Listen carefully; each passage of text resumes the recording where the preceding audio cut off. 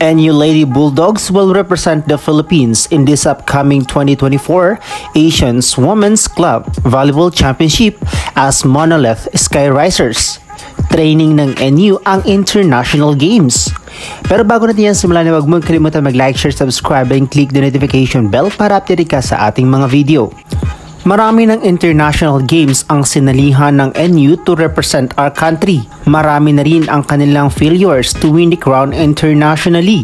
Subalit di pa rin natatapos ang kanilang pag-asa dahil this September 22 to 29, 2024 ay muli silang sasabak sa laban kontra sa other club teams sa Asia. They will represent as Monolith Sky Risers na gaganapin sa Nakhon Ratchasima in Thailand.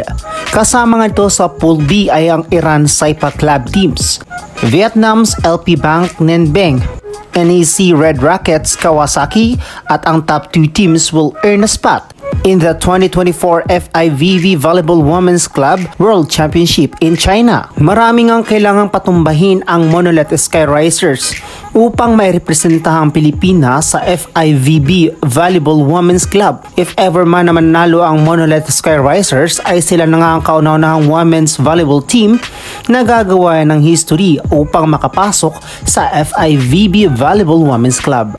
Although impossible nga na makapasok ang Team Pilipinas dahil sa mabibigat nga na club teams ang kanilang makakalaban sa Pool B. Nandyan nga ang NEC Red Rockets na Division 1 team ng Japan, kaya't dito pa lang ay for sure luluhod na ang ating pambato. NEC Red Rockets has a multiple championship title na maaari nilang gamitin para makuha ang lead sa laban. Andun pa rin naman ang hope ng ating mga kababayan na sana'y kakayaning makipagsabayan ng NU sa ibang kupunan. Hindi man basta-basta ang kanilang makakalaban ay 100% nga ang kanilang ibibigay upang mabigyan ng justice ang pagrepresenta ng ating bansa.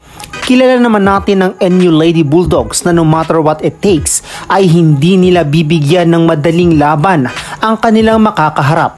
They will face this as a challenge dahil mukhang gagawing training camp lang ng NU ang international games. Marami na nga silang nasalihang laban from AVC, CV League at VTV Cup. Kudos din sa mga sponsors sa tiwalang binigay nila sa NU Lady Bulldogs.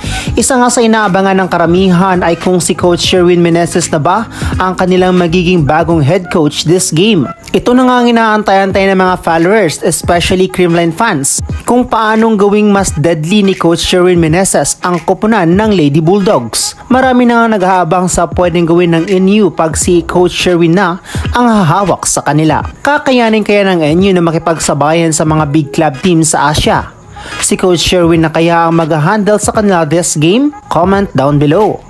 So hanggang dito na lang muna mga Cards Strong. Do not forget to subscribe and click the notification bell para update ka sa ating mga video.